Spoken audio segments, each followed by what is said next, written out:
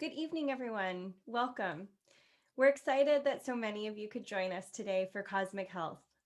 I'm Alex Elliott, the Senior Manager of Events and Engagement for the Public Programs Department of California Institute of Integral Studies, a nonprofit university in San Francisco.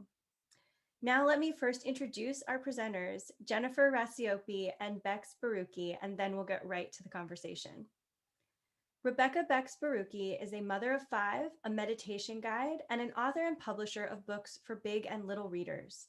She has taught meditation as a profound act of self-care that can be executed effortlessly and effectively for more than a decade. Rebekah believes wellness is a social justice issue, and her mission is to make mental health support and stress management tools accessible to all. Most recently, Rebekah launched the WPP Little Readers Big Change Initiative, Inc., a publicly funded 501c3 registered nonprofit, which provides free books, mental wellness tools, and writing workshops for students in grades pre-K through 8, public libraries, and community organizations. Jennifer Racioppi is an astrologer and coach and has devoted her life to helping women make bold moves in the direction of their dreams. For the last 3 years, she's authored the fan favorite column on Well and Good magazine titled Cosmic Health. Trained at Duke Integrative Medicine, she strives to combine cutting-edge research on health and happiness with spirituality and astrology. In the past, she served as a faculty assistant with Whole Being Institute, where she helped deliver a year-long certification program in positive psychology at Kripalu in Lenox, Massachusetts. Her book, Cosmic Health, was published with Little Brown Spark earlier this year. And now it is my pleasure to turn it over to Jennifer and Bex. Hello, Jen. May I call you Jen? Of course. I'm so excited to talk to you tonight because, well, you're a dear friend of mine in real life, but your brilliance, I'm always so just in awe of your brilliance, and this book just adds to that awe because it is so beautiful. So thank you for writing Cosmic Health. I have it here with tons of dog ears, getting ready to talk about all of it tonight. Hopefully we fit in as much as we can. Well, thank you. I'm so stoked you're here with me. Stoked. All right. We're getting casual. This is fun. All right. I'm going to take a sip and we're going to dig in. I got a paper straw so I didn't clink. So I met you 8 years ago at a really pivotal part of my life. And I think because of, everything that I was going through some big loss, a big transition. I was really drawn to your work because I was looking for answers. And you are an astrologer, but you came to astrology because of a crisis in your own life. And I would like to touch on that just so people know exactly who you are, where you come from, and why you chose to make this your life's work. Yeah, I don't think I chose to make this my life's work. I think that my life's work chose me because I really fought it for a long time. But as you alluded to, I had a health crisis early on in my life when I was still a teenager. I was diagnosed with cancer, which was a gynecological cancer that led to a radical hysterectomy before I had turned 19 and face planted me in menopause without really a roadmap as to where I would go from there. I mean, I knew some basic things, like I didn't have cancer anymore. I would never have children. I wasn't going to get a period, but I didn't know how to really survive, let alone thrive after I made it through my cancer journey. And that sent me on a long healing path actually to San Francisco. But along the way, I met a woman who tipped me off that following the cycles of the moon could be this really powerful thing I could do to replace the cycle of my period, my menstrual cycle that I had lost, and opened me up to the whole wild world of following celestial cycles as a way of tracking and understanding my personal rhythms and the rhythms of the universe and timing things I started, and really taught me how to live in sync with my desire at the end of the day. And many years later, I had done that for so long that I started paying attention to many cycles. And it wasn't it wasn't probably until 2007 that I started seriously studying astrology in a very real way, with like a mentor and learning it and practicing it. And even then I was super resistant to doing this as a living or doing this even like as a professional in any way, shape or form. But it was just through my coaching work and through my relentless studies and my deep love of it that it just all kind of came together. Yeah, so I always say it chose me. So what was the resistance? Like, who are you as a person and why? I mean, would you tag yourself, let's say, growing up as someone that would be into astrology, or was this a real, Yeah. left turn for you? No, I mean, it wasn't like a real left turn, like it wasn't, yeah, how do I answer that question? Growing up, I mean, I was fascinated with metaphysics for sure, like I definitely was into weird, whatever that meant. Mostly through music, like that was where I found myself mostly spending most of my time and money was, or, time and art and literature and writing and that sort of thing. But, I was always really curious and exploring, deeply connected to nature, like wildly connected to nature. I was pursuing something along the lines of like environmental law, or I don't know, I wanted to like do good in the world. And this felt like really unacademic to me in a way that I was just trained to sort of go after. I mean, now I know it's like, that's like such a fallacy in my own mind, Right. because astrology is wildly studious and deeply academic in many ways. But at the time, like there was a stigma around it in my own mind, right? And I didn't really understand. I didn't really understand astrology. That's the thing. And I think a lot of people don't understand astrology. They think it's horoscopes or like, hey, what's your sun sign conversations, or like Mercury's retrograde. Oh my God. And that's not really what astrology is. Like astrology is a very sophisticated, very ancient, deeply rich practice that blends like the science of earth cycles with psychology and archetypes and so many different sciences together. And of course, every astrologer has a focus unto itself, but astrology is just really deeply rich, incredibly ancient practice. And I don't think I understood it well enough to really even make a decision about it. I was just like in my head over like who I thought I was and who I was actually becoming. And they were two different people. Yeah. I think, for me as, being a skeptic, and it's weird because I always say like I'm the most left brain creative because I love to create and I love art and I love, just making things and having new ideas, but I'm very, methodical about everything. I'm very disciplined. And when I opened your book, I was so excited because I love a method. Like I was like, oh, okay, there's like parts and I can, and like charts, and it just, and I'm understanding astrology to be more of that. You open it up, the 5 principles of cosmic health. You have these 5 pillars of cosmic health, the name of the book. I love that, especially now, and I want to get into it. I really want to talk about the state of where we all are right now, but I love that you are, focusing on our health and self-care in this book. But can you go through the 5 principles and tell us more about that?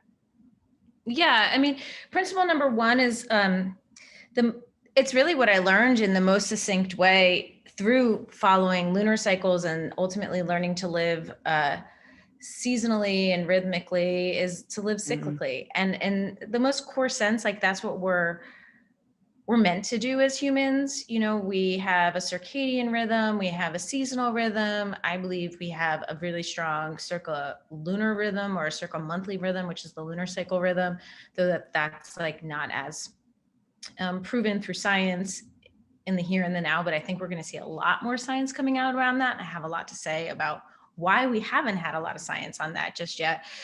But I think our bodies are just geared to be cyclical and rhythmic, and we've been disconnected from it because we live in a very linear world that's about productivity. And, a lot of it has to do with like just heteronormative patriarchy. and, or, white supremacy, patriarchy. And I think that we've just been conditioned out of our natural states in terms of like our modus operandi, but our health actually works best when we are living in sync with seasons and cycles.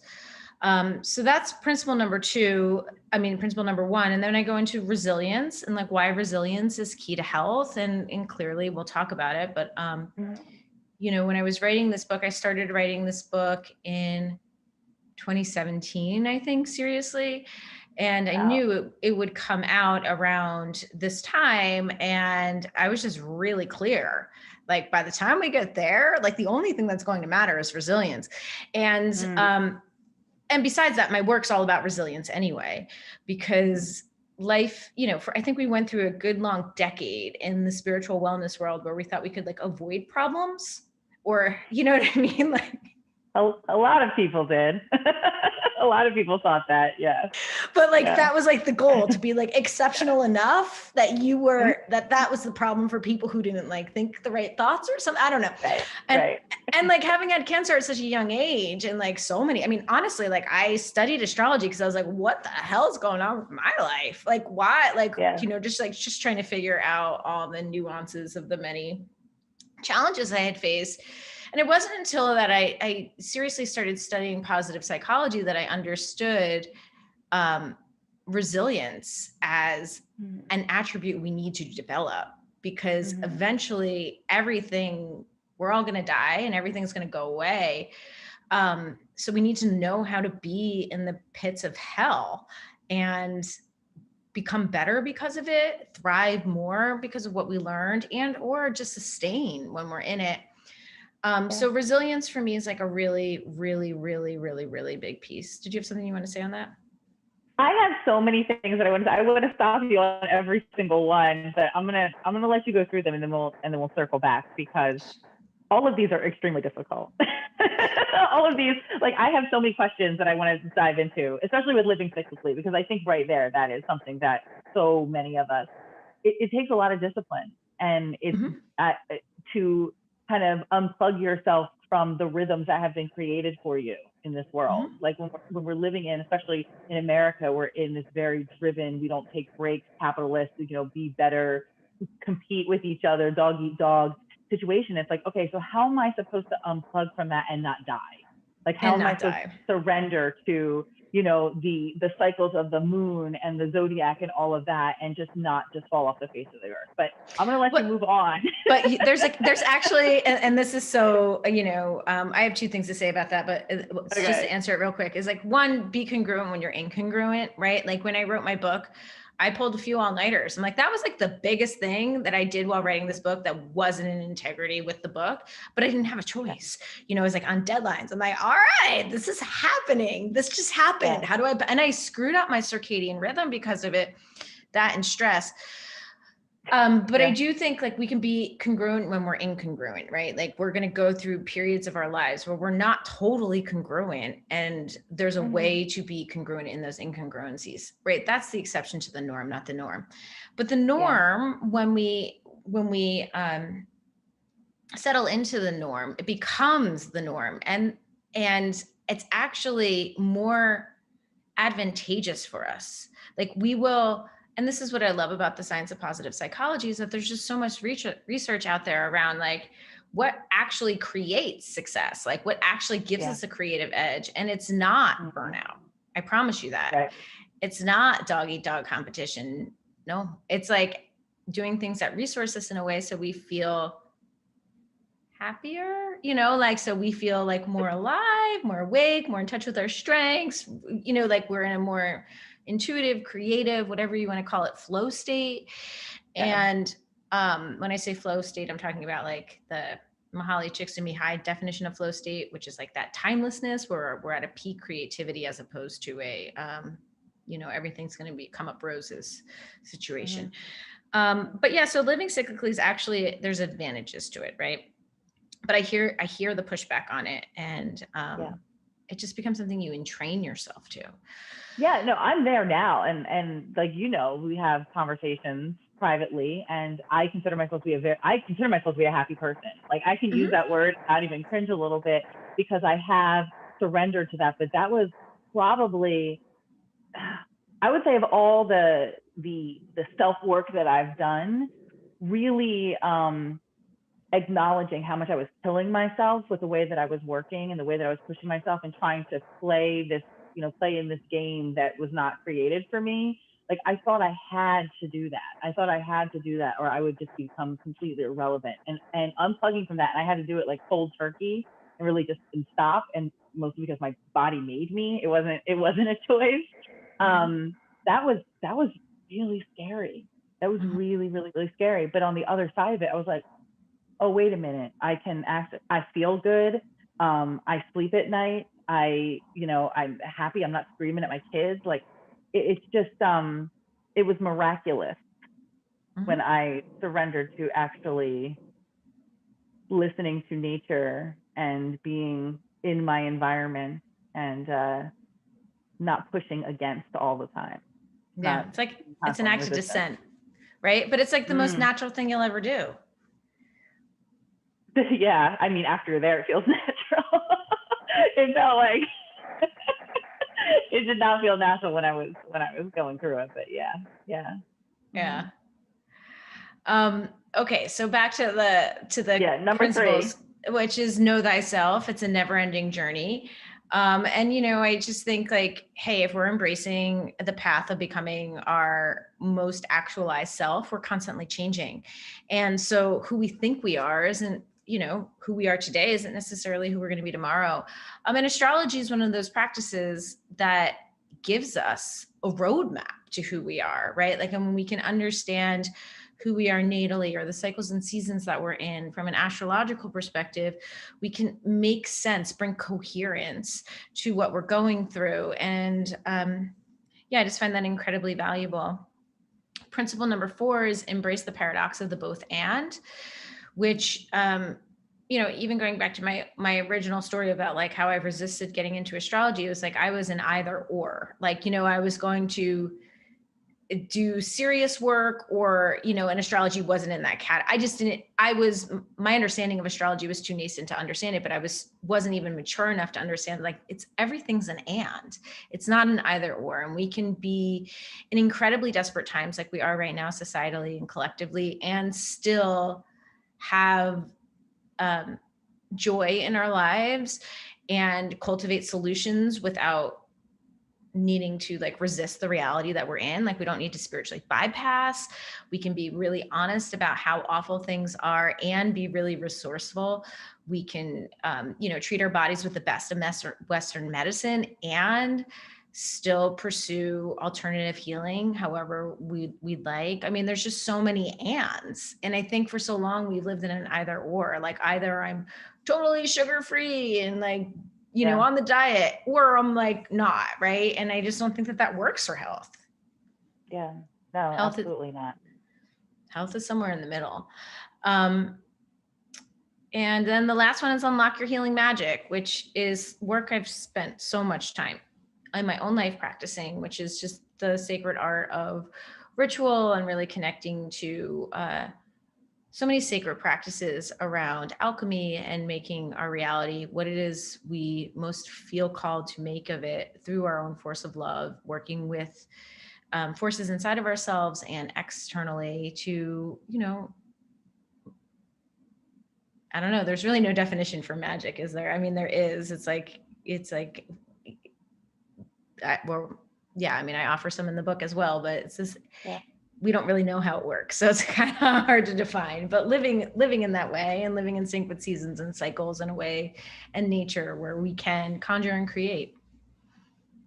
I think if you would have told me, brought up any of these points, I mean, build resistance, I'm good with. I think that I'm a resilient person. I've been through a lot, dealt with a lot, and I feel good about the way I've handled it and gotten to this point. But the other ones, if you would have told me like 3 years ago, right, these are the steps, I would have been like, okay, that sounds good. Maybe go back a little bit more. Maybe go back 5 years. It's been collectively, we have been in crisis. Of course, we have the both end, and we're experiencing joy and birthdays and births and, all the other celebrations that we, have.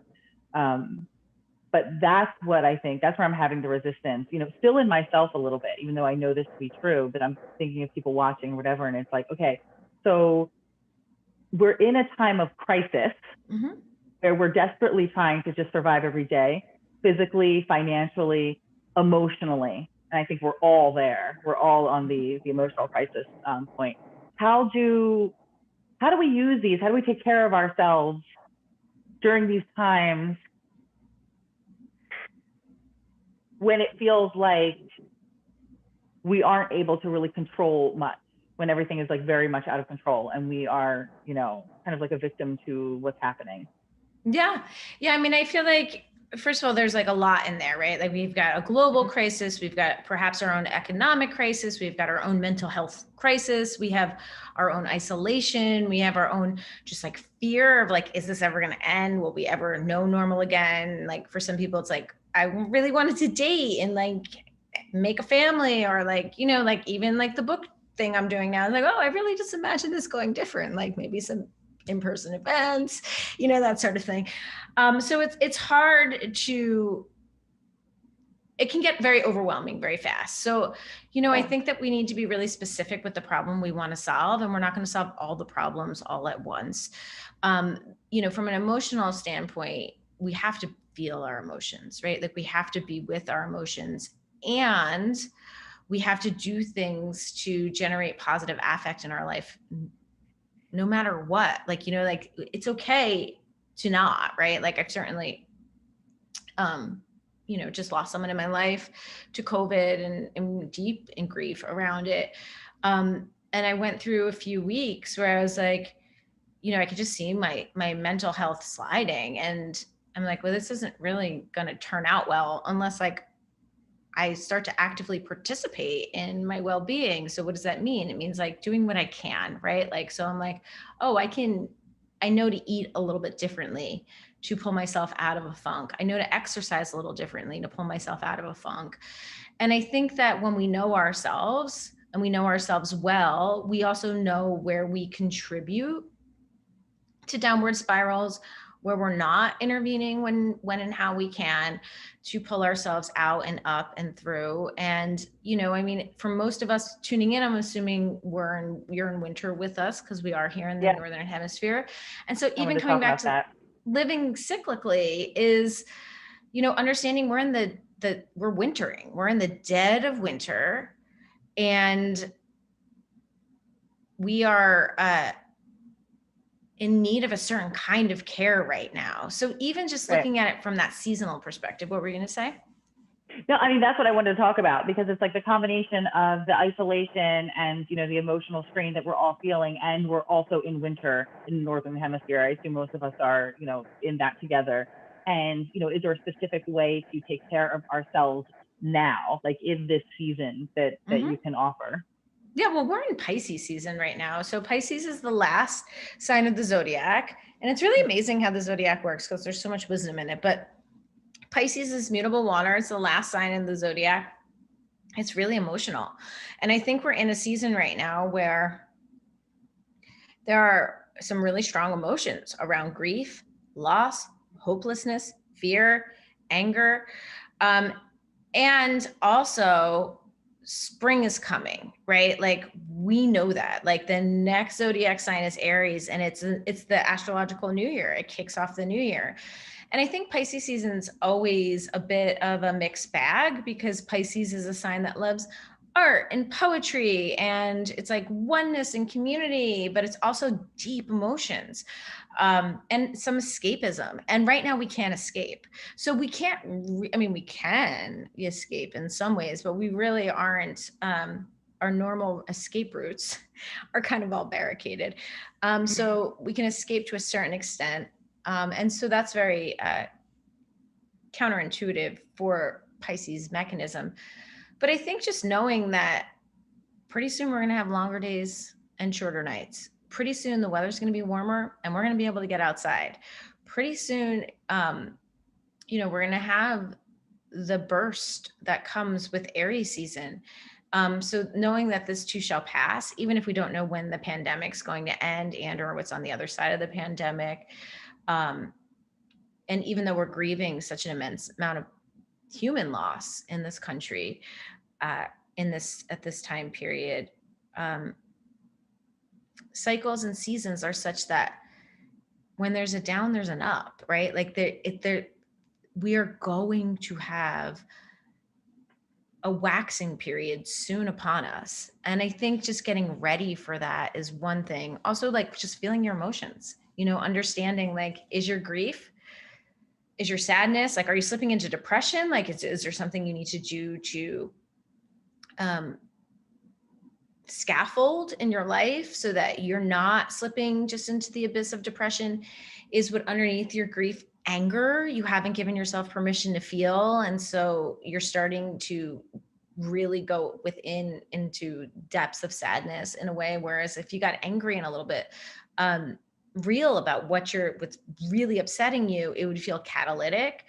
Is your anger really sadness that you're not feeling? Like, are you overly angry because you don't know how to be sad? Or no one modeled sadness to you. So I think that there's a lot of emotional intelligence that needs to be developed right now. And that is hard because it takes a trust and understanding that this too shall pass. It is impermanent. And then what and who we are and what we need. Well, going back to know thyself, when I was, in the book, and, I'm looking at my moon sign and my sun sign and my rising, and just reading, my traits and like what that meant for me was really affirming. And there was freedom in that, and understanding that the way that I'm reacting, if it's not exactly how someone else is reacting, it's like, it felt like, oh, okay, so I get myself a little bit more, and it allowed me to just, feel into that and be more accepting and, be more resilient, because I know that it's totally normal. But before we get into the zodiac, because that's like the juicy part for me. Because I'm going to selfishly probably like ask you something about myself, but the three primary rhythms, can we discuss the three primary rhythms? I think I already kind of did. So we have the circadian, which is our daily rhythm, right? And that works best when it's synchronized with cycles of light and dark, which happens because why? The earth is rotating on its axis as it does every single day. And that's one of the key functions of how we operate, even create like astrological charts, is by understanding the earth's rotation. And that is our circadian rhythm, which is just, we know so much science about it. Our circa annual rhythm is our seasonal rhythm, which we were just talking about with Pisces, and living rhythmically and seasonally. And that's because the earth, as it's rotating on its axis, is also going around the sun. And then our third rhythm is our circa lunar rhythm, or circa annual, circa monthly rhythm, which is not as proven in the human body as it is in plants and animals. Certainly fish, marine biology, it's like deeply scientifically proven that fish and so many plants and animals have endogenous clocks that sync with the moon cycles. I will say before we move on that what I find really fascinating about the science is that it's emerging that humans have a deep connection to a monthly cycle and sync with the moon's rhythms. But we also have a lack of really good science around this. And I thought about that a lot when I was writing the book, because I was like, why don't we have better research on this? And I really think it's because the moon has been deemed like witchcraft, folkloric, and like biology has been so predominantly male for so long that they've just sort of brushed it off as this thing that didn't really matter. But I think as I was finding a lot of research for my book, there's a lot of women biologists now, particularly even in Europe, who are very interested in looking at the impact, or I shouldn't say the impact, it's the mirroring of our own rhythms in sync with lunar rhythms. And I think we're going to see a lot of new science on that in the future, next few years for sure. I mean, you said the circadian rhythm, and I think that's so important. I think that's what a lot of people are super bad at. Like, I'm bad at it. I'm, on screens late at night. I'm sitting in front of a spotlight while it's dark outside, and that's, really messing with me. And it happens in winter, more, and I'm trying to get more in sync with that. But I did have a question about the lunar rhythm and moon cycle, because, you mentioned at the top of this that you had a hysterectomy and you went into early menopause and how to kind of reconnect with your health and yourself is to follow the cycle of the moon so that you can kind of have a rhythm outside of you. Do you, I mean, from your understanding in your practice, do you think that anatomy makes a big difference in how we relate to the moon? I don't want to, don't want to say men and women. Do you mean, is it like a biologically assigned male at birth versus assigned female at birth thing? No. Yeah.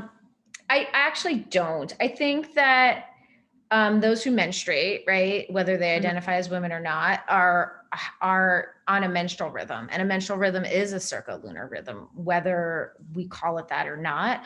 But certainly those who don't menstruate also have a circulunar rhythm, like the latest science that's come out that I hadn't even thought about it until I read the article. And at first I brushed it off. I was like, this is common sense. We already know this. And then I had to really think about it. And what they're finding, I'm like, actually, this is cutting edge. This is cutting edge. None of this is common sense.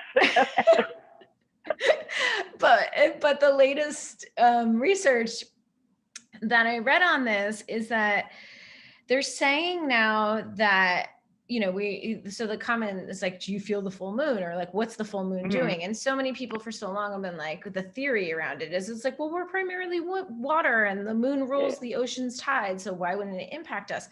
Which, if you really dig into the science, there's not a lot of science that suggests that we're being waxed and waned by the moon. We're just not, maybe we are, I don't know, but like, but where there's more convincing science is around the fact that we're light respondent, right? Like our whole endocrine system responds to light. And so when there's a new moon, when the sun when there's no moon in the sky, the sun and the moon rises with the sun in the morning, right? Because they're aligned at the same zodiacal degree. And then on average, every day, the moon rises about 50 minutes after the sun. So between the new moon and the full moon, the moon is rising later and later in the day. And so we're seeing it in the daytime energy. By the time it's the full moon, the moon is rising while the sun is setting. So we're getting this opposition between the lights. So we're actually in this time where it's like the sun's going down, but we get this bright reflection of the moon up. So we're not getting a dark sky. And so what's fascinating about this research is that if we're really talking about like the waxing gibbous phase, or even like the waxing quarter to the full moon phase, we're talking about a big portion of the moon rising in the afternoon. That's very stimulating. And it doesn't matter your gender or how you identify, or if you were born as a menstruator or a non-menstruator. It's like you're still getting stimulated by these extra luminary of light midday into the early evening. And then after it's full moon, the next day that the moon rises on average, or whatever it is, 50 minutes later. So you get this break between the sun and the moon immediately after the full moon, and then again later and later and later and while the moon's like losing light and the moon's rising later and later and later. So it's not as impactful as it is during the waxing phases, particularly waxing quarter to waxing gibbous through full. And I think that that's fascinating. I don't think it matters what your gender identification is. I think you're going to impact. That's going to impact you. I think we're just getting high because we're in the light 24 hours a day for that period. And that's pretty cool. I like that. Can we talk about the zodiac? Yes. I'm going to get real corny now. I love this because, as much as like I said, I'm like a left brain person, and I seek feeling grounded. I seek like safety and consistency and predictability. But for some reason, and I guess it's because it is very academic and ancient and all of that, I'm just very, very drawn to the zodiac, and not in the horoscope way. I was never into that, but I just love this this idea of, and plus I've been on this constant journey, and because I have I don't have a relationship with my biological father, and I've really had this journey of identity that astrology has given me some of that. like, this is who you are. Okay, so I want to talk about zodiac. I want to talk about birth chart. We got a note, so I want to make sure we have enough time to talk about this. All right, there we go. All right. So what's the question? What is zodiac if it's not just horoscopes and, you know? Yeah, I mean, like so predictions. Yeah. So what is the zodiac? Well, actually, like, well, I think that question is really like, what is astrology, right? Like, what is astrology, and like, what's a birth chart? The zodiac is it is a different. Yeah, I'm going to answer that in a moment. So astrology is really this understanding. It's a study of corollaries, right? With what's happening here on Earth and what's happening in the sky, and understanding the correlative relationship at any given moment. And we can do astrology charts for this event. It has an astrology chart when it started. We could do it for businesses, babies, animals, all of it, none of it. And so your natal chart is a snapshot of the sky the moment that you take your first breath. And it's basically a roadmap to who you are, and or the potentials that live within you, whether they come to fruition fully and or not. We'll see things like timing. We'll understand proclivities, strengths, weaknesses. And I've just come as a skeptic to astrology myself. I mean, deeply, wildly interested in it, resistant to doing it professionally. Now, obviously, fully committed to it in more ways than I understand. And it's wildly accurate. That's all I can say. So we'll talk more about the natal chart, but what's the zodiac? So I work with Western astrology, and I work with the tropical zodiac. And so, going back to that circa annual rhythm, which is formed by seasons, the zodiac is really this understanding that as the earth goes around the sun, or I should say the tropical zodiac, because there's multiple different versions of the zodiac, but it's this understanding that as the earth goes around the sun, the ecliptic, which is the path that the earth takes around the sun, is divided into 12 equal parts. And each of those 12 equal parts is one of the zodiacal signs. So we start with Aries. Aries initiates, is the beginning of the tropical zodiac. Taurus stabilizes. Gemini cross-pollinates. And if you even notice in those three, right, like we have initiate, stabilize, cross-pollinate. So each zodiac sign builds off of the previous one. Cancer, like, so after we cross-pollinate, Cancer calls us home, back to family, back to roots. Leo asks us to like express and feel more creative and out more outward. Virgo's like organize, systematize, straighten up. Libra's like balance, harmony, justice, beauty. Scorpio's like, enough with the beauty. Let's go to the depth. Let's like really get underneath the surface. What's the truth?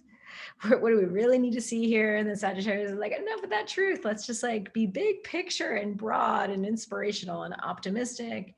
Capricorn's all, okay, enough of that broad optimism and like, let's get back to work. Let's, like apply ourselves. Aquarius is like, well, we've applied ourselves, but are we really solving the problem? Couldn't we do this better? Like, what's another alternative way of seeing this?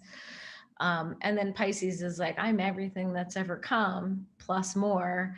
And like, we're going to feel, right? And like, that's an, a very basic interpretation of the 12 signs. But really what we're looking at is the journey of the earth around the sun. And so, the sidereal zodiac, which is the zodiac of Vedic astrology, is more aligned to constellations. And then the constellational zodiac is actually working with the constellations. The tropical zodiac is not, the signs and constellations are two different things in the tropical zodiac. And that's a very rich and deep conversation, which we may get some Q&A answers around, or questions around, and I'm happy to explore it more, but it's really a rabbit hole. So it's all a rabbit hole. I'm like, it's all a rabbit hole. We could spend, the entire hour on one of these points. But go ahead, proceed.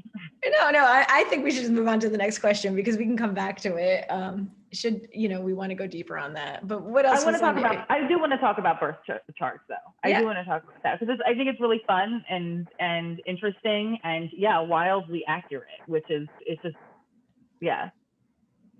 So is there a question? The Just question talk. is, I can just talk. I would love for you to just talk about birth charts. Yeah. And why, I mean, really, what do they tell us? Like okay, so if I'm going to get what am I allowed to ask as my birth chart? Like, what am I allowed to expect of my birth chart? Yeah. So really, your birth chart is the most like sacred, beautiful, ridiculously potent. I don't even know what to say. Like, it blows my mind. It like literally blows my mind.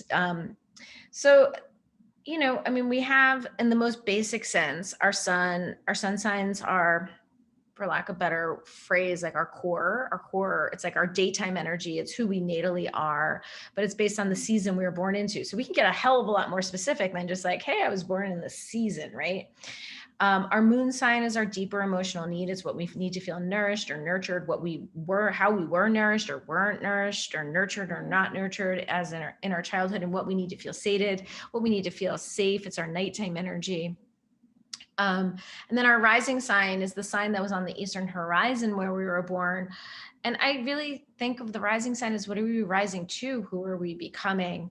And it's also, how we present ourselves to the world, and it's how we individuate from others.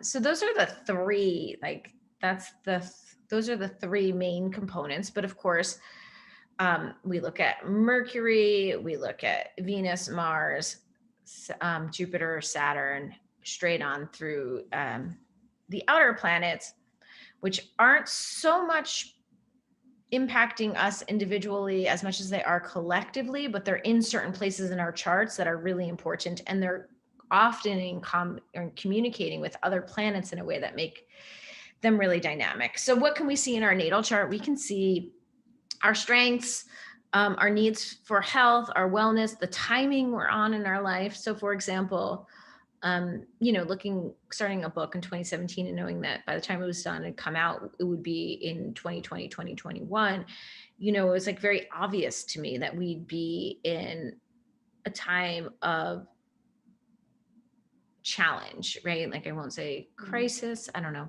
But yeah, it was very obvious to me because those sorts of things are they're cycles, right? They're patterns, and we can reduce patterns, but we can also see those cycles and patterns in our own chart. We can see the cycles and patterns we were born into. We could see the potential within that chart for ourselves. And we can also see the timing of our lives. And we're like, oh, we're going to be going through something that's expansive then, or like, that's actually going to be a fairly challenging time where we're going to be tested. And people get really scared about that sort of stuff because they're like, I don't want to know anything bad. But it's also like, I don't know, I've been going through a Pluto transit, which when you read the book, for anyone who hasn't read the book yet, Pluto has an archetypal force that's not, it just doesn't mess around. And so I've been going through this Pluto phase since 2016, and I really won't be out of it until 2023, that's a long time to be going through a Pluto cycle, beat dubs. But yes.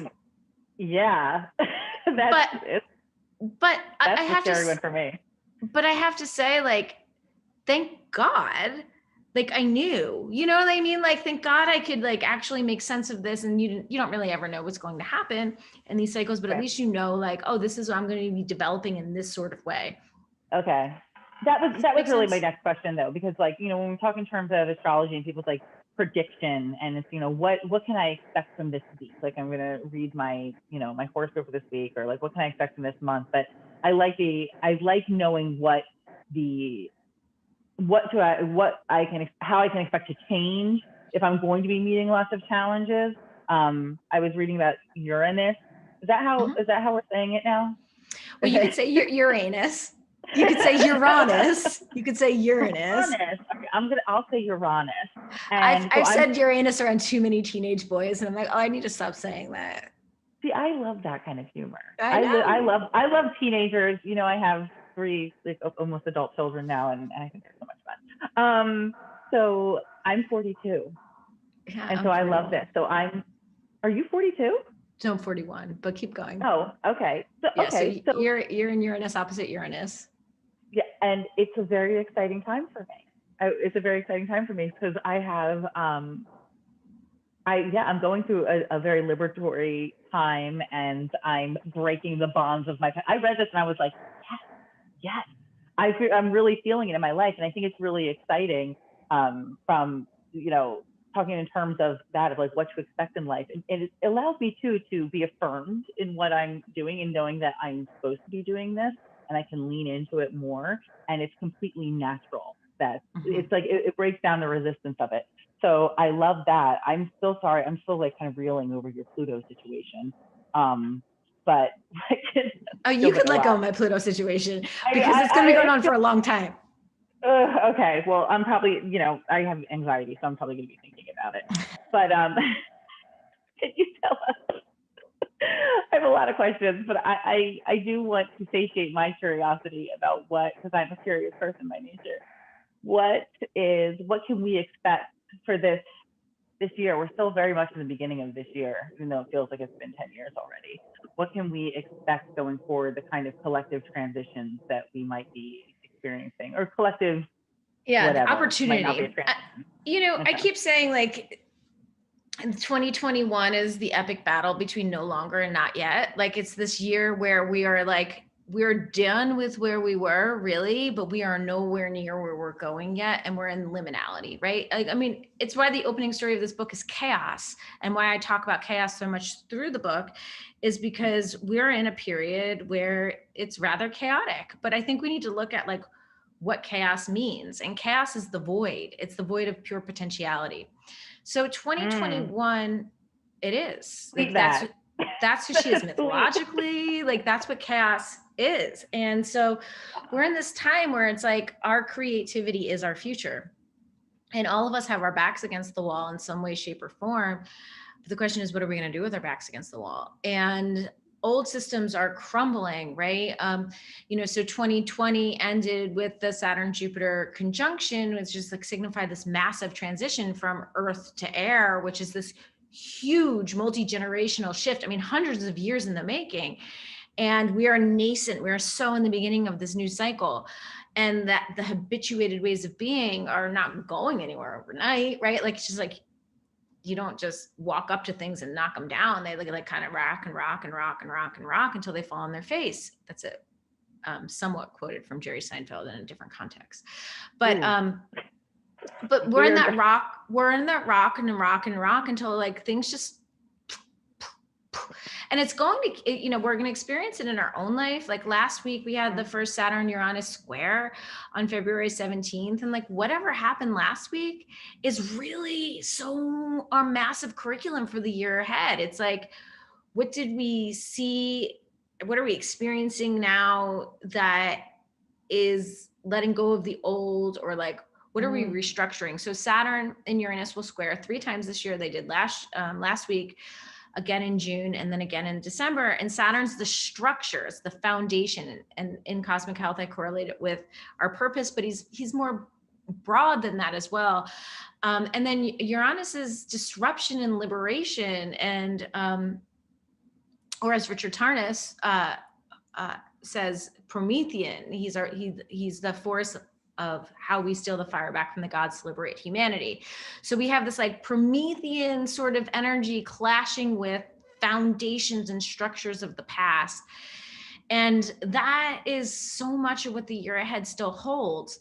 We also have some really, really, really awesome things happening this year. Like, I personally think March is one of the easier months we've seen.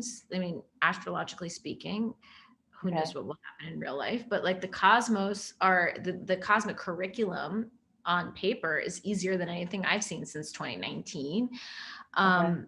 Jupiter, the planet of expansion and growth, dips into Pisces from, I believe it's mid-May through sometime in July, and then he retrogrades back to Aquarius. And I think that that's a real solid dose of like expansion around healing coming in, like compassion, empathy, connectivity, love, art and music. And I think that the year ends with some tricky energy with the final Saturn-Uranus square. Venus stations retrograde at the very end of the year. We have our last set of eclipses. right before the year ends. And then certainly we'll feel the reverberation of the Saturn-Uranus square in 2022. But personally, like, I'm really hopeful. Like, I think we have huge problems. Mm-hmm. They're not getting solved anytime quickly. Like, we can't solve the global crisis in one fell swoop. It's going to take, the climate crisis, it's going to take, a lot of deconstructing and reconstructing for long periods of time. Obviously, the pandemic is here to stay in some iteration and or form. But I do think we'll become more mobile within it and reduce the amounts of death. And, I have hope around it becoming an easier ride. There's so much we could say about the state of the world, but I do think that personally we're on the cusp of energy that's very Renaissance in nature, where Okay. Yeah. That's what I wanted to talk about, because I'm thinking, okay, so, you know me personally, I know you, and we're both very focused on social justice issues and wellness as a social justice issue. So, talking about cosmic health, I when I hear health, I think about the health of the collective. And we've just experienced this, surge in social justice activism. I think it's really exciting. I think every generation has their time of conflict and then coming to awareness and, activism. But my question is are we experiencing long-term, and I'm talking about generational or, even beyond that, is this a unique time for that? Are we experiencing a different kind of transition? Because, I've only been here for 40 years, so I only know this as being like this big, exciting time where, a lot of people are becoming aware, but are we making a difference? Or is this a big time for us collectively? Certainly we've had the 60s that had a cosmic imprint unto itself, there are all sorts of cosmic imprints. What makes this time different, and it is different, is that the transition from Earth to air. So that Saturn Jupiter conjunction that we had, that was so visible in December and it was like all over everything. And if you're even remotely into astrology, you know that happened. That's a very big turning point for us. It's a really huge turning point. And I personally don't believe that we're in the age of Aquarius. I don't think that comes for, well beyond our lifetime. But I do think that transition from Earth to air is a huge signifying change, where we're moving away from a time that's been predominantly dominated by status, money, power, the person who dies of the most toys wins sort of mentality, into something that's much more collaborative, much more solutions oriented. And also there's a downside to that too, like intellectually, overly intellectual, maybe disembodied from our being embodied, maybe a little too heady, maybe like too much technology. Like there's a shadow side there too, but I think like we are on the cusp of some really big changes potentially around our willingness to share resources in different ways so we can survive, right? Because survival is not half of us survive and half of us die. Like survival is we all, as much as we can, survive, right? As a team, as a unit. And that's very utopian. I understand that. But I also think that, I just think that there's a chance for all that. Yeah, it's funny to use the word utopian. That feels so natural for me. Like, especially like with, the culture, the micro culture, which I grew up, was this tiny village. I grew up in row homes, these brick row homes where everybody's doors were open and we just walked into each other's homes and everybody just took care of, had a place to eat dinner every single night. Like it was just that feels very natural. And I've been feeling very hopeful. And, I've been on the internet for a really long time. I've had my platform for 12 years and, as a business. And I do see a very significant shift in the way people are communicating and showing up for each other in a way that feels like a return to that for me. And it feels very safe and exciting. So I'm incredibly hopeful. But again, to be affirmed and saying, okay, yes, this is a special time. And this is something that not written in the stars as much as. Oh no, it's written in the stars. All right, well then thank you. Yeah, okay. no, it's written in the stars. It's written in the stars. I mean, Uranus first entered Taurus in like May of 2018. And Uranus is like the planet of disruption in the sign that's Venus ruled Earth. And it's not just like how we're relating to one another, it's how we're relating and coming back to cosmic health. Our food system, how we're treating the planet. Is it sustainable the way we've been farming and feeding ourselves and feeding each other? I mean, we're so divorced from practical wisdom in how we've been living. And then we add to that the so many other transits that are going on. I could go on forever about it, but yeah, no, I think we are in a very special time that is written in the stars. And I think that we're going to have to be resilient as hell to make it through it. And we're going to have to be collaborative as hell to get through it. But I do think that it's really, I mean, it's embracing the paradox of the both and. It's wildly sad and totally awful. And there's a lot of room for creativity, which is why, like, I think it is important that we come back to who we are natally, how we resource ourselves, what we're here to do, what our unique contribution is. How do we take care of our bodies and our minds and our spirits? How do we see health beyond like diet and exercise into like, how am I being the most integrated version of myself so I can actualize my purpose and contribute in a way that's meaningful? And in the here and the now, keep ourselves out. I keep saying, break the gloomies. Like, we're in such a gloomy time. We got to like break the gloomies, which is like, for me, it's like being really mindful about how I'm caring for myself, what I'm taking in, walking my talk, so to speak, so that we don't go down with the shit. We're not supposed to. I feel really good. And sometimes I feel like I am living on another planet because I am so hopeful, and I feel very integrated within myself, but even more so integrated within the community. And, I feel very much in alignment with why I'm here and all of that. So it's, I love all this. I love, like, even when I read, just before we came on, I read like my sun, my moon, and my rising, and I was like, okay, yeah, it makes sense that I'm so hopeful. It makes sense that I'm so creative right now, and I'm looking for solutions, and I feel good about them. But all right, we have a few minutes before we go to Q&A, and I just want to reiterate how much I love this book and how happy I am for you. This is like such an achievement. It is so incredible and beautiful, and it feels really, really good to hold.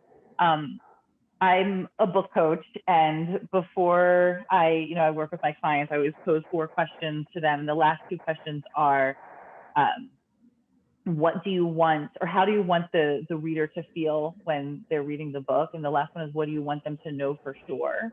And I'd love to know that from you. And it really reveals like why you love the book and the impact that you want to make with it. Yeah. How do I want the reader to feel? It's like, I kept saying, like, I wanted them to feel like it was a hug, right? Which is like why I structured the book the way I did, which is like science, story, details about your chart, like myth, because I wanted it to be enough for them to know that they can't show up wrong to their life. Like, you can be angry, you could be pissed off, you could have eaten like the worst meals for years, right? Or like whatever it is. And you could still be spiritual and healthy on the path of becoming your better self. You don't have to be your best self. You have to be your better self. You don't have to be your happiest self. You just have to be moving in the direction of conceptualizing yourself as a happier person, right? Like, we'll have our highs and our lows, our goods and our bad days. So I want them to feel hugged, right? Like, it's okay to be exactly where you are right now. And if we got dug into your chart, we could probably figure out why and understand that this too shall pass, or these are the things you can do right now to really take care of yourself in a unique and specific way. What was the last question? What do I want them to know? We want to know for sure once they finish. That we're stardust, like that we are like literally burnt out stars, and we're just like, we are tethered to a planet. This is what I want them to know. I don't know if I did a good enough job of getting it in the book, but I'll just land it here. That we are tethered to a planet that's constantly spinning in 2 directions, spinning on its axis and spinning around the sun. Sorry, I hit the mic. And that's a lot of spinning, right? But it's those 2 planes of motion that is the foundation of astrology. And then we've got a moon that's circling around us. And then we've got all these other planets circling around the sun. So if we look at astrology in its most basic sense, it studies the Earth's planes of rotation, and it's, it's daily rotation and it's yearly orbit around the sun. And then the moon's orbital path around the earth, like that's what it's primarily studying. And our bodies are interwoven into those cycles through our natural rhythms, our circadian, our circa-annual, and our circa-lunar rhythms. And then we layer in all these other planets, right? And see them through an archetypal lens. And suddenly it's like, whoa, it's like the full spectrum of humanity, but it's all in space and it's all inside of us. So essentially, kind of like human embodied space / earth beings. I don't know what we are, but it's trippy to think about. And it's more than what we'll find in like, a diet book. And I think that if we can conceptually see ourselves as tethered to a planet that's constantly in flux, amid a solar system that's constantly in flux, and it all has meaning, it feels a hell of a lot lonely and a hell of a lot less lonely. And the other thing I will say is that none of us are cosmically forgotten. None of us are cosmically forgotten. We may feel cosmically forgotten, but we're not. And we have an inner cosmos and we have an outer cosmos. And it's kind of it's a fun way of being. My face hurts from smiling because when you said you wanted the book to feel like a hug, that's exactly what it does feel like. I wanted to say, I don't know if I said it out loud, but I felt very held by it. And it feels, there's a lot of grace in it. There's a lot of grace in it. And that's been a practice of mine to extend grace outward, but also inward. Grace for transformation and grace for, like, as you say, to just be better, and be better not in the way of like performance or status, but be better in that I feel, more integrated and more at peace with myself. And it feels like a hug. And you're just like, you're one of the most bright and energetic people I know, but also the most passionate and warmest and generous. And I just feel so privileged to call you a friend, but also just to be here in conversation with you. I could keep fawning, but they're warning me. Okay, we have to get to questions. So I'm opening up. That's a hard transition. But okay, so we have some questions from the audience. Are we supposed to say something? Or do you just no, we're just, okay. This is just questions now. Okay. Oh, okay, great. Yeah. We're professionals here. Okay, so this one comes from Margaret. Hello, Margaret. Can you speak about the benefits of slowing down like the cosmos? Yeah. Are the cosmos slow? Are they moving slowly? What's that? I said, are they moving slowly? I feel like the cosmos is like this. Yeah, I mean, are the cosmos slowing down? I could talk about the benefits. What is the benefit of slowing down? Yeah, I mean, I could talk about the benefits of slowing down. And I mean, my question really comes back to Margaret. And I would say, Margaret, can you remember a time when you slowed down? And what were the benefits you experienced, right? In positive psychology, we want to do a lot of appreciative inquiry, which is the ability to remember a time when you had that experience and understand how it impacted you. And then understand who you were in that moment that you may want to be more of now, which I think is more beneficial than me telling you, like, here are the 3 benefits of slowing down. Yeah, I encourage you to practice slowing down and to see what shifts. I will tell you in my own experience, in my experience with many of my clients, is that we have more time than we realize. When we can slow down, time expands. We don't feel as rushed. We don't feel as harried. We don't feel as anxious. And then we can be a little bit more patient, with ourselves, with each other. But when we talk about our health, I mean, I don't know, you're a Cancer, Beck, so you might have a different experience. I'm a Gemini. And I don't like cooking, like for me, like cooking is like this thing, it takes time. I have to plan it. It's like, because I'm impatient, right? Like, so I will rush through certain things in my day. That is where I source my sustenance and my nurturance, because I'm being impatient. Because in my mind, I'm like, I don't have time for that. Or like, I gotta chop all that and clean all that. I don't know. Then clean all that. Like, but when we can slow down, we're like, oh, actually, this tastes better. Or I want to eat this. And I think that when we're tending to our bodies, giving ourselves the ability to bring our senses in, right? Like That's what it to is. awaken our sensuality, even our sexuality, our erotic being, our creativity, like talking before around like what's the future potentially going to hold for us. Well, if we're not connected to our sensuality, our sexuality, our senses, like what tastes good, what doesn't taste good, we're not really going to be that creative. It's interesting when I hear slowing down, I don't think of because I'm not a person that slows down a lot. I'm very physically active. I'm moving. I'm creating. I'm doing. You have 5 But children. I have 5 children. Yeah, we didn't say that. Or did she say that in the intro? I don't know. I have 5 children, and I've always had them. I was a very young mother. But when I hear slowing down, I hear paying attention. And that is something that I do very, very well. That's something I do very well. I am a one thing at a time person. So even if I have 7 projects going on at the same time, and people are like, where do you find the time? You have 5 children, you have all these projects, you're like writing a book, you're doing this.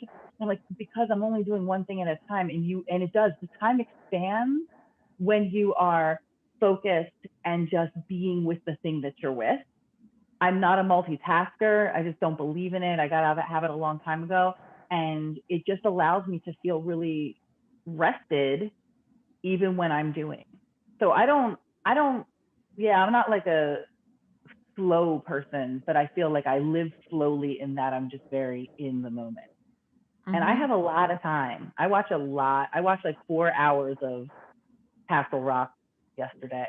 So I do have the time. It's good. It's good. The season is really good. All right. Next question from the audience.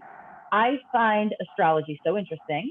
Do you find it beneficial to study other practices which lean off of astrology, tarot, Kabbalah, et cetera? I think the question is define beneficial, right? Like so I personally study tarot. I love tarot. I don't study Kabbalah. There are a lot of things. Some people are into human design. Some people are into the Enneagram. I think it's really important to follow your curiosities wherever they lead you.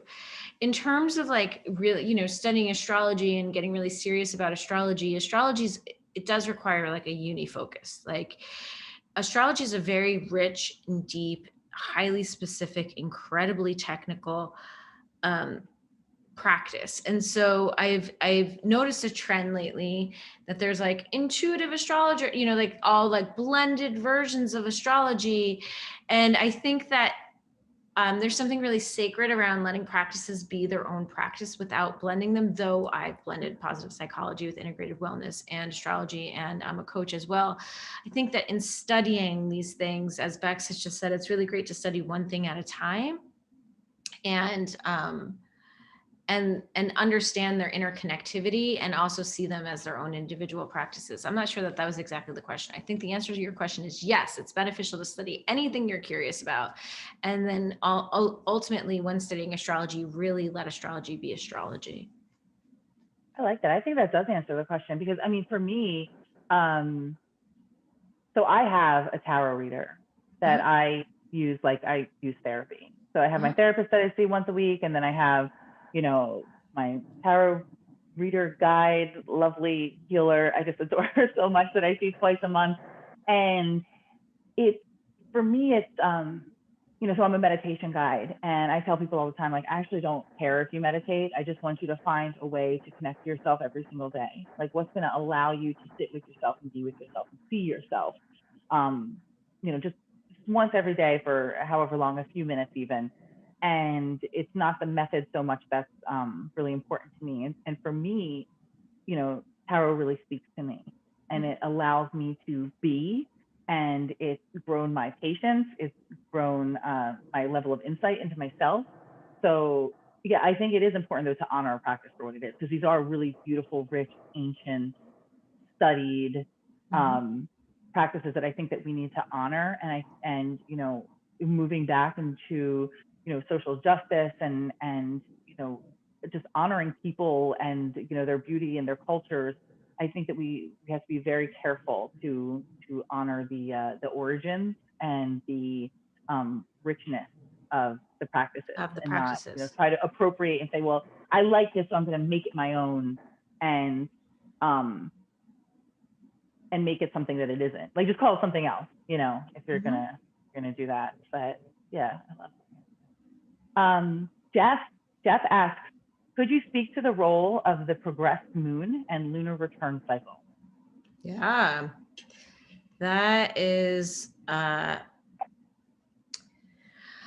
okay. So let's just name what these things are. So we have our natal chart. That's the chart that we're born with, right? And it's going to stay our natal chart throughout our life. And then we have our progressed chart, which is how our chart is evolving with us over the course of our lives. So our progressed moon is it's our moon in our progressed chart. I'm not doing a great job describing it because I'm like thinking, how many ways can I describe secondary progressions? But our progressed moon changes signs every 2.5-ish years. And so it'll make through all 12 signs over these long periods of time. And when our progressed moon is in Aries, it's a very specific flavor that lasts. It's a 2.5-year cycle of being in a very specific way around getting our needs met or being activated in such a way. I find progressed moon signs to be so wildly accurate. And I work a lot with progressed charts and solar arcs, particularly when I'm looking at impacts of like eclipses in a chart, or just bringing it all together in synthesis or doing predictive techniques. But the progressed moon is wildly accurate in terms of, if we look at the house it's in and we look at the sign it's in and we look at what that would be activating for you, especially in communion with other aspects of your chart. It's like clockwork. So I don't know if there was more of a question there other than just, can I speak to it? Yes, I can speak to it. I think that it's one of my favorite things to track in my own chart and in the charts of my clients. It's definitely hugely important when looking at synthesis around forecasting in general, as one of many components that you would bring into that. And I find it so fascinating that the first 100 days of our lives really define the first 100 years of our lives. And there's so many ways to think about that in terms of like our development. But yeah, I love the progressed moon. And I think that it's a great thing to know your progressed moon sign and when it changed and when it'll change again. So you know the season you're in. And that's one way to live really rhythmically, is to pay attention to your progressed moon. Lunar returns. So lunar return is so every single month the moon goes through all 12 zodiac signs. So at some point in that lunar cycle, the moon will return to the exact degree that it was when you were born. And that's fascinating. I didn't do a good enough job explaining it in the book because I didn't know how much I could get into it. And so one of the regrets I have about the book is that I didn't name it better. There were 2 things I could have named better in the chart, which is actually 3 things, but I'll name this one that I've thought about, is like your lunar return is a wonderfully, wildly awesome predictive technique in and of itself, because when the moon returns to where it was in the sky the moment of your birth, you can cast a chart for that and you can see what the month ahead brings. It was a little too complicated for me to get into in the book, and I sort of danced around it. But I think looking at your lunar return chart every month, if you have that technological savvy and you're advanced in your astrological practice in that way, is a wonderful thing to look at and see, like, what's the vibe of where I'm going next? What do I need to know? And you can fine tune so many things from it. Your health practices for the month ahead,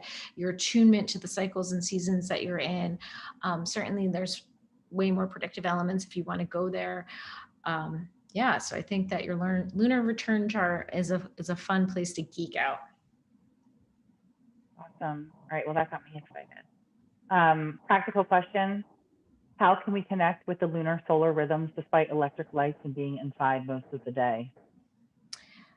The question that the scientists are having a hard time getting beyond when they're trying to prove. We got real excited.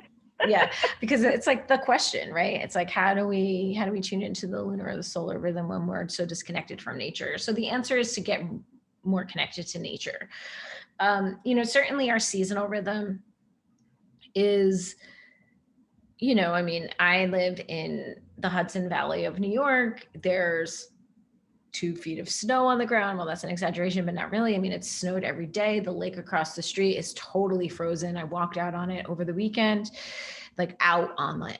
I'm like, am I going to die? And then like, there's like a, what do you call that? A ski mobile going by. I'm like, well, the ski mobile's not dying, so I'll probably be okay. But like in the thick of winter here, where you just can't really avoid it. So you may be in a place that's less extreme. I know when I lived in San Francisco, which I did for many years, it was really hard because I'm like, what's up with this summer? It was like, so not summer, and like the permanently 56 degrees on average thing, it kind of was weird for me. So I had to get out to Tahoe or get to the North Bay or just like find ways to reconnect. And it actually contributed to, in my own life, amplified depression. So it was really important for me to get back to seasons. So if you live in a place where seasons aren't varied, right, and they're pretty static, pay attention to the length of day, because no matter what, the sun, you're getting less sunlight in the winter hours and you're getting more sunlight in the summer hours. So the sun's setting later. And I think that that's a great place to start, is just observe sunrise and sunset to the best of your ability. Like, have a practice around checking in with yourself when the sun is rising and the sun is setting. Now, many of us don't get up at the sunrise, or we're working through the sunset. And so we want to just make Kaizen change, micro change. If we were 3%, 2% more aware of the season we were in by the conditions outside, the external conditions, do we have pronounced seasons or not? Can we live in rhythm with those pronounced seasons? Or are we in a climate that doesn't have as much variability? Can we pay 3% more attention to when the sun's rising and the sun's setting? And if we did, what would happen? Here's another thing that I'd love to do around paying attention to sunrise and sunset. So when the sun is rising on the eastern horizon, it's in the same sign as the rising sign at that moment, right? So just getting really tuned into your horizons, it's a great place to start with astrology. And so I love like calculating the chart for the sunrise, and then, seeing the sunrise and like just being like, oh, we're like in, right now we're in Pisces season. So I'm waking up with Pisces. I know these things are just like fun ways of living. But I would start small, for sure. Lunar cycles, that's a whole different story, because it's changing so fast, right? We're going to go from pronounced moonlight, like we will this weekend, where it's a full moon on Friday, and or technically Saturday morning on the East Coast, but Friday night. And that's like a crescendo of a month, and then we'll start to wane. And I think that there's so many ways that you can pay attention to that without getting outside and like basking in the moonlight every night. Though if you can, please do. Like if you can spend some time outside in the moonlight, do, right? If it's totally impossible for you to, can you at least get a calendar that's going to show you the moon's phases and start to even understand a little bit conceptually, intellectually, and then journaling, like, what do I feel in these sections of the month and these times of the month? I think that's a great place to start. And like, let it evolve. I always have people come to me and they want to, like, for those who identify as women, which is my practice, I serve women identifying people who also menstruate. They want to bleed with the new moon and ovulate with the full moon. And it's like, they really want to like live the moon rhythm in their body and, perfectly every month. And it's like, well, the moon cycle never changes, but like a hormonal cycle will change all the time. And I don't know if you're going to live that perfectly every month. And like, even if you did, like, you don't get a ribbon for it. So you should, like, what's the point? Like a ribbon would be amazing. Wouldn't it though? It would be like amazing. I'm opposite. When I have, my husband says that I have an emoji face because I can't like keep my emotions hidden. And when you said that the full moon's coming on Friday, Saturday morning, I'm like, of course it is, because that's exactly when my cycle is going to begin. So, and I'm So years and years and years. So you bleed with the full moon. Yeah. And I think that, that's an awesome intersection of power. So you can't get it wrong, right? Like, I just wanted to say that because it's like people they really want to get it right. I'm like, well, there isn't a right, like, so you can't get it wrong. But if we can start to just pay attention to the cycles and phases that guide us and at least be lunar aware, even if we're not spending too much time outside, it's just a good beginning. And like, let it evolve. So after many months of working with people in like my moon school programs and these things I do, it's like, they're like, oh, I get it. But it's not because we went in with like hammer. I'm like, get it. It's like, because it's so subtle. We're talking about attuning to the most subtle energies. And so we have to be open to subtlety, and we have to be receptive to it, and we have to want to work with it, and we have to let it work us. And as modern humans, it's like we think we have to do all the working all the time, but these practices work us. Astrology will work us. Lunar cycles will work us. The sun cycles will work us. We have to be available to be worked. So I think that that's really the work, to be available to be worked. All right, well, that's a good segue, because the next question is, what do you do? Personal question. What do you do for self-care and to support your mental and physical health? I think you gave us a couple clues. Well, right now, what I'm doing for mental and emotional health is crying when I need to cry, because there's been a lot of that. But really, like, I'm recommitting to being very regimented. And this is the season I need to be in right now with exercise. For me, I'm prone to seasonal depression, and I'm prone to anxiety. So those are very real mental health challenges that I'm very familiar with. And I also know that exercise is like my number one defense to really, I want to say, combat it, right? Because it is something I battle. And I know a lot of people battle depression and anxiety. So for me, it's like, no, like, I can't slide on this. Like, I can't not do this, because the impact is for real. So just honoring that for me. I do, certainly therapy is a big part of my life. Journaling is a big part of my life. Taking time to be in nature is a big part of my life. I live specifically in a place where I can do that after many years of living in San Francisco and New York City. That was very intentional for me to not be in a city anymore. Also, recently there was a death in my family, so I've been spending more time with my mom. And that has been just awesome, to reconnect with my mom in a really deep way and let myself be loved. But yeah, I do daily ritual as well. So every single day I have an altar practice, and that carries me. Yeah, we didn't talk about it, but you do have really beautiful offerings for altar practices and ritual in the book, and I love that. And I love something that's kind of set up for me and to integrate into my practices. And I love to talk about therapy, because I think that sometimes people think that, that was a hard thing for me to talk about with my audience when I returned to therapy. I'm like, well, I'm this meditation guide, and this is a tool that is supposed to, manage my anxiety and help with everything. But, the truth is that these practices used, separately, but then together it allowed all the other stuff to work so much better for me.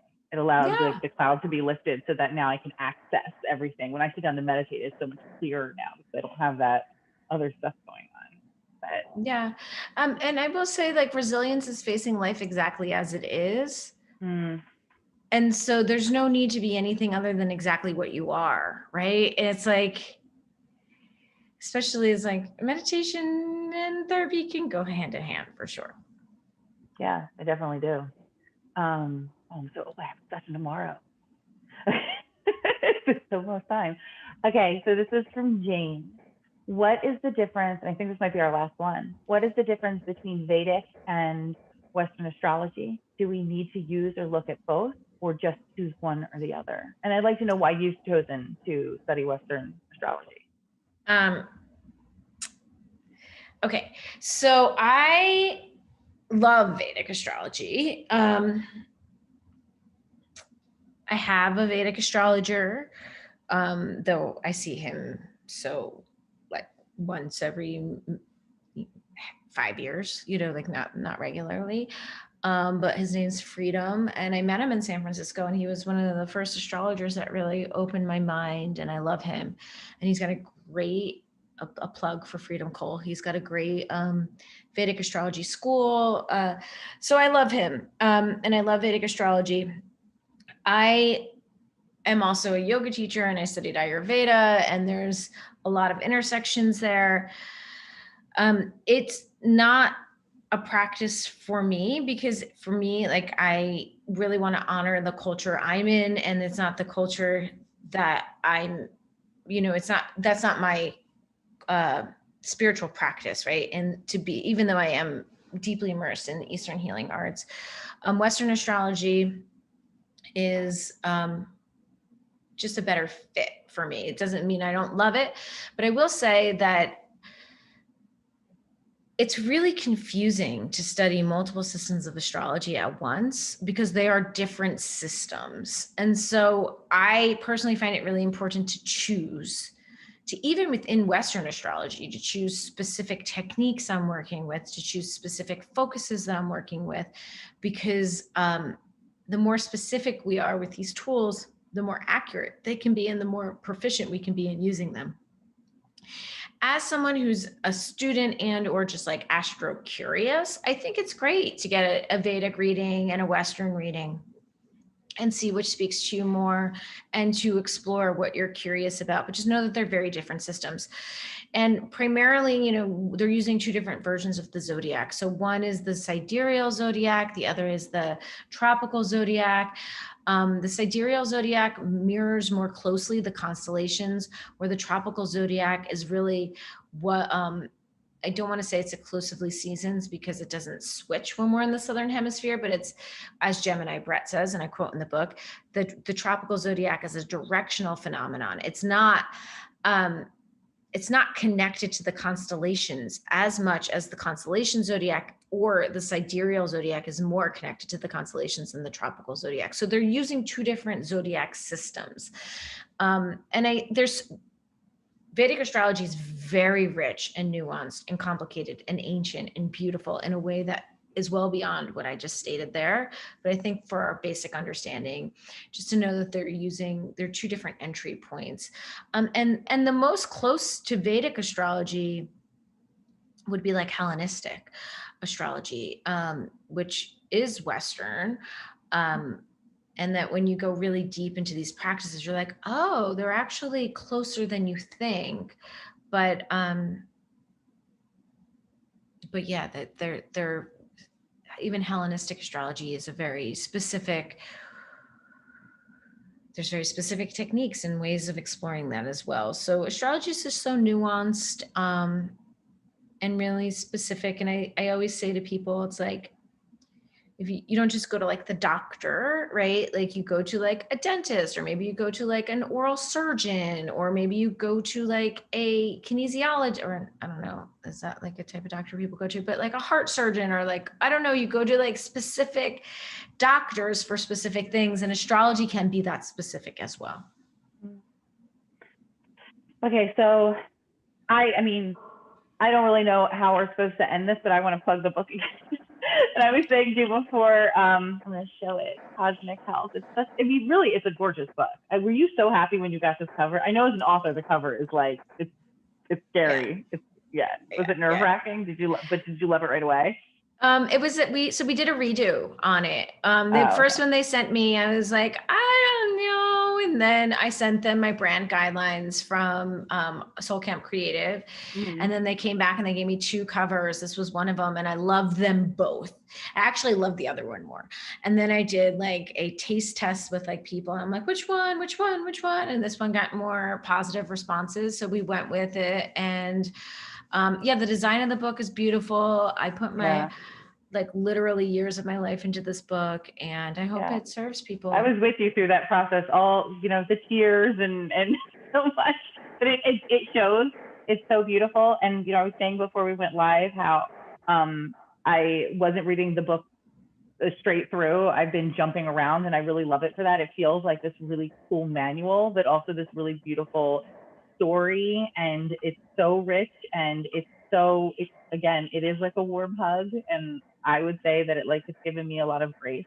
I love it so much. I love you so much. Any last words from you for the audience? No, just thank you guys for being here. Thank you so much for having me, California Institute of Integral Studies. You guys are such an awesome community and institution, and you make astrology, you've given astrology a home in a way that I really appreciate. So it's an honor to be here, and thank you so much for interviewing me, Bex. I love you, and I'm super grateful. I love you. All right, so I'm going to hand it over to Alex now. Thank you all so much for attending this evening. We hope you will join us for more of our upcoming talks and workshops. This conversation was recorded tonight, so if you would like to watch it again or share it with your community, it will be available on our YouTube channel at this same link and on our Facebook page. We will also feature this talk on our podcast, which you can find at www.ciispod.com or by searching CIIS Public Programs on your favorite podcast app. Thanks again for joining us, and have a wonderful evening.